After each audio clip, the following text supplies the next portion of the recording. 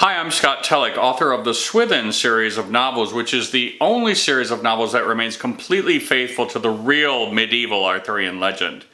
I plan 25 novels to tell the real story of King Arthur and all the scope and majesty that it deserves, and 4 of those are out now. And this chapter is from the beginning of the series, which takes place in the generation before Arthur is born.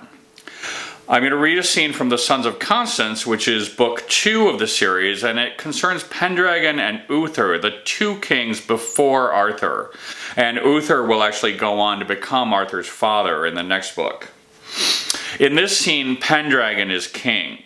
An advisor in his court is trying to discredit Merlin by asking him to predict his death, and then dressing up as someone else and asking again. The first time Merlin says the man will break his neck, and the second time Merlin says he'll hang. So it seems like Merlin is wrong, and as this scene begins, Pendragon is telling his brother Uther that Merlin is a fraud and that they've been tricked. To find out if Merlin really is wrong, well, just have to read the book. Okay, so this scene from the Sons of Constance. That night, after he had dined and retired to his private chamber, Pendragon told Uther, who had just returned that day, all that had transpired and that Merlin had been, with certainty, exposed as a fraud and a liar. "I can hardly believe it," said Uther, "but I guess to imagine someone like that is as wondrous as he says he is." He shook his head. "It's just too good to imagine."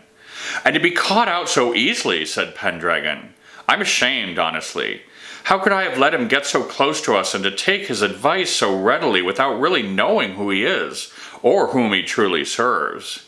"No need to be tough on yourself," said Uther. "He gave us great intelligence. He did, in fact, save my life," he said, "and help us kill Hengst and capture his castle. Those are real, tangible benefits, and they're not inconsiderable." "I know," said Pendragon, "but one has to wonder. Did he just tell us a few correct things in order to win our trust, hoping to deceive us later?" "He also helped us achieve what we returned for," said Uther.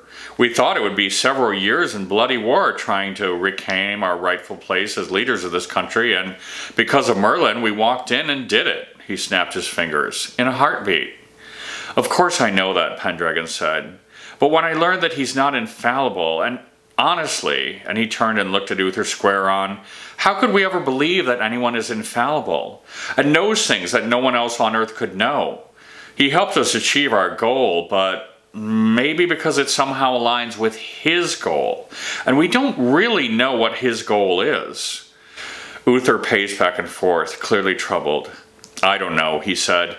"He seems so trustworthy, and the advantages he offers us," he opened his hands, "well, they're advantages no one else can offer." "And perhaps," Pendragon replied, "too good to be true."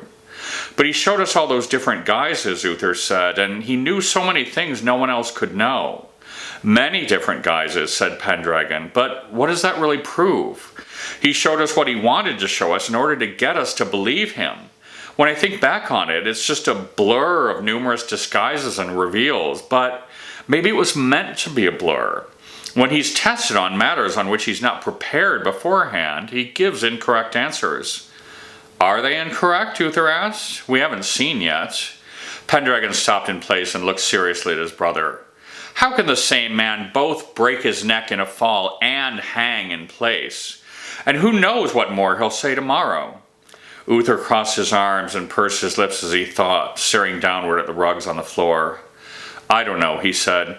"It seems unlikely, but," and he shook his head in wonderment, "I'm loath to give up such an obvious advantage so quickly." "He tells us himself that his powers come from the devil," said Pendragon. "Exactly," replied Uther. "Why would he tell us that so openly if he meant to deceive us?" Pendragon took a break from pacing to take in a long breath and let it out in confusion. "I don't know," he said, "but he is deceiving us. I saw that plainly. You'll see it tomorrow, and you can see how you feel then." The king's face was clouded with the dark thoughts that were whirling in his brain. "Thinking you can trust this person and then learning you can't, thinking you can trust that person," Pendragon said to Uther. "One can never know for sure, and it's so wearying." "Well, you know you may trust in me," said Uther, "if no one else." "I do, and I'm so glad to have you," said the king, placing his hand on his brother's shoulder. "I didn't realize being king." He shook his head and let the thought go. having at least one person I can trust. But at that moment, a corridor opened in the space beside them, extending much further back than the stone wall of the room they were in, accompanied by a low, moaning wind as the air was sucked violently back into the new open space. The eerie sound made the small hairs on each brother's arm stand straight in place, and when the corridor was opened fully, Merlin stepped down into their room, at which point it closed behind him.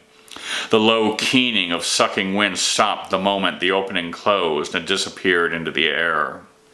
The wizard's appraising eye rested first on one brother, then the other, with a gaze that held no affection or pity. For their part, he'd appeared so suddenly and precisely when they were talking about him that they had trouble meeting his gaze and shuffled bashfully, eyes lowered to the floor. "King Pendragon," Merlin said, "and Brother Uther, I'm glad to find you both together, for I'd like to speak to you before you lead me to this farce tomorrow." "Farce, Merlin?" asked Pendragon. "You be silent," said the wizard sharply, "lest you make me more angry than I am." He directed an extremely severe glance toward Pendragon that made him drop his eyes at once. "You brothers," he shook his head in amazement. "The more I get to know you, the more insane I truly think you are." Both of them swallowed and stood quietly in place like two schoolboys facing a scolding. "Do you believe that I do not know this man is testing me?" he said, voice low and laced with contempt. "And do you think I do not see directly through his scheme?" he said. "He wants to discredit me in order to advance his own place in your court, king, and you are on the verge of letting him do it because of his simplistic tricks." Pendragon tried to shore up his courage and lift his eyes to face the gaze of the wizard, but when he saw the fury in Merlin's eyes, he could no longer keep his gaze steady there. "And you, Pendragon," he said, "do you believe that I am unaware of the many and varied ways in which you have lied to me?" Pendragon swallowed. Merlin balled his hands into fists and set his shoulders, and his eyes looked to the side of the room as he stood, body trembling for a long moment before he spoke again. When he did, his voice was low and desolate of affection. "Do you think, for 1 second, that I do not know how this fool who you are allowing to test me will die? Yes, I do know. And tomorrow," he said, pointing a damning finger at the brothers, "I will tell him still another death than the ones I have told him already." Pendragon's shoulders dropped when he heard this. "Truly?" he asked, whirling on the wizard in amazement. "Can a man really die in all the ways that you've said?" "If he does not," said Merlin, "then you truly are deceived, and you should have me buried alive at night.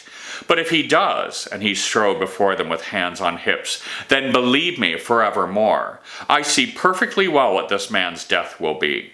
Then Merlin snapped his fingers, causing the two brothers to meet his fiery gaze. "And I see yours, too," he said. "And when you see how this man dies, you will come to me and ask me about your own death." There Merlin stood before them, hands on hips, causing his shoulders to stand tall and wide, and his robes to hang straight off him, making him appear huge and fearsome, which was not even to mention the sneer of contempt that made his face tight and vindictive, eyes flashing with undisguised fury. Pendragon's lip began to tremble as he realized he was indeed terrified of the angry wizard. Merlin pointed at Uther, but his eyes remained fixed with a terrible steadiness right on Pendragon. "And I say now to Uther only this, that I will see him rule as king before I ever leave this realm." Pendragon gasped in sharp astonishment, then collapsed forward as though punched in the gut. Uther's eyes widened and went unfocused as his head fell forward into his hands. Then the wind rose with a loud screaming wail as the hole in space opened up behind the wizard.